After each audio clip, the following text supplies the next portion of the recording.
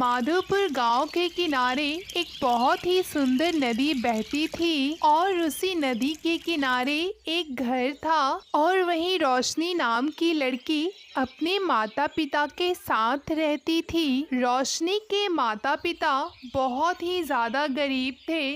मुश्किल से वो 2 वक्त का खाना जुटा पाते थे, लेकिन वो मेहनत करना कभी भी नहीं छोड़ते थे। रोशनी के पिता बलदेव हर वो काम करता जिससे वो अपने परिवार का पेट भर सके। कभी वो खेतों में काम करता, कभी वो किसी के दुकान पर मजदूरी करता, या तो फिर वो जंगल से लकड़ियां तोड़कर उन्हें बाजारों में अच्छे दामों पर बेचा करता था। इतनी मेहनत करने के बाद भी उसे अच्छे खासे रकम नहीं मिल पाते थे।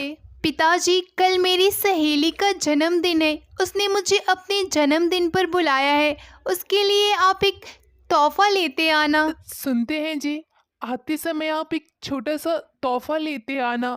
रोशनी सही कह रही है, अगर ये खाली हाथ जाएगी तो अच्छा नहीं लगता ना। राधा, अगर सेठ ने आज मुझे पैसे दे दिए तो मैं पक्का तोहफे लेते आऊँगा। फिर बलदेव ये कहकर बाजार की ओर चला जाता है।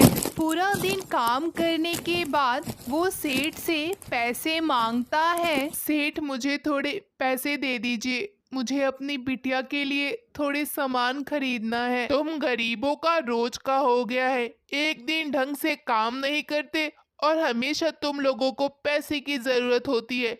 चलो यहाँ से जाओ, आज तुम्हें कोई भी पैसे नहीं मिलेंगे। बलदेव ये सुनकर बहुत ही ज़्यादा नाराज हो जाता है और अपने आप से कहता है, हे प्रभु, मैं कैसा अभागा इंसान हूँ जो अपने परिवार की छोटी छोटी खुशियाँ भी पूरी नहीं कर सकता। उन्हें अच्छे से 2 वक्त का खाना भी मैं नहीं खिला पाता हूँ। ये कहकर वो बहुत ही ज़्यादा उदास हो जाता है और अपने घर की ओर लौट जाता है। घर पर रोशनी अपने पिता का बेसब्री से इंतज़ार कर रही थी कि वो कब तोहफा लेकर आएंगे और वो अपने दोस्त के जन्मदिन पर जाएगी। पिताजी, आप आ गए। मैं कब से आपका इंतज़ार कर रही हूँ कि कब आप आएंगे और मैं अपने दोस्त के जन्मदिन पर तोहफा लेकर जाऊँगी। जल्दी से मुझे मेरा तोहफा दे दीजिए। अजी, क्या हुआ? आप कुछ क्यों नहीं बोल रहे? क्या आप कोई तोहफा लेकर नहीं आए हैं? रोशनी की माँ, सेठ ने पैसे देने से मना कर दिए, इसलिए मैं कोई तोहफा नहीं लेकर आया हूँ। ये सब सुनकर रोशनी बहुत ही ज़्यादा उदास हो जाती है और बिना तोहफे लिए अपने दोस्त के जन्मदिन पर जाती है। जब वो वहाँ खाली हाथ पहुँचती है तो सारे बच्चे मिलकर उसका मजाक उड़ाने लगते हैं। ये देखो, आ गई फिर से गरीब लड़की बिना तोहफा लिए बर्थडे का केक खाने के लिए। ये कहकर सारे मिलकर रोशनी पर जोर जोर से हंसने लगते हैं। ये सब देखकर रोशनी बहुत ही ज्यादा उदास हो जाती है और अपने घर की ओर चली जाती है। क्या हुआ बेटा, तुम इतनी जल्दी कैसे आ गई? माँ, हम इतने गरीब क्यों हैं? सारे लोग मेरा मजाक उड़ाते हैं। कोई भी मेरा दोस्त नहीं बनना चाहता। सब मुझे गरीब लड़की कह के बुलाते हैं और सबने मुझे जन्मदिन पर से भी भगा दिया और मेरे पास कोई दूसरा नया कपड़ा भी नहीं है माँ। ये सब सुनकर रोशनी की माँ बहुत ही ज्यादा उदास हो जाती है। अजी, सुनते हैं, हम कितने बदनसीब माता पिता हैं जो अपने एक लौते बच्चे की कोई भी ख्वाहिश पूरी नहीं कर पाते, उसे 2 वक्त का अच्छे से खाना भी नहीं खिला पाते। हाँ, तुमने सही कहा, मुझे भी अपनी बेटी की बहुत ज़्यादा चिंता है, लेकिन मैं कर भी क्या सकता हूँ। मैं सोच रही थी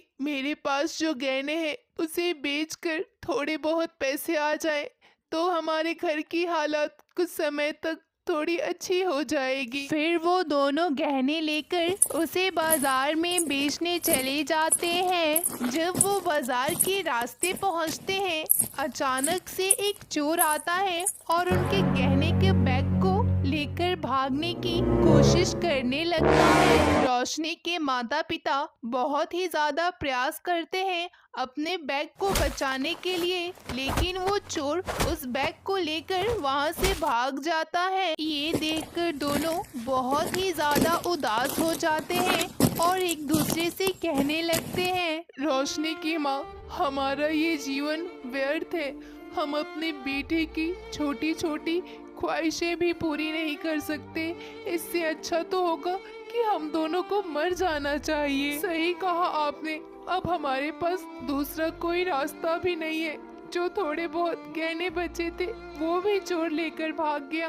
अब हम अपनी जिंदगी कैसे काटेंगे? ये कहकर दोनों अपने गांव की नदी की तरफ चले जाते हैं।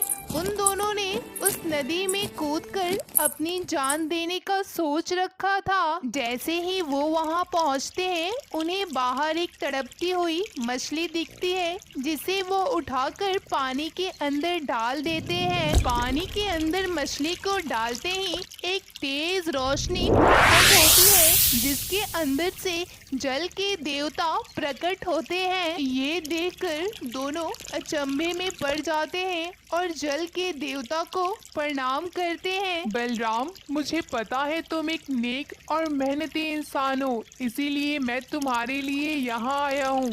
ये जादुई संदूक मैं तुम्हें देता हूँ।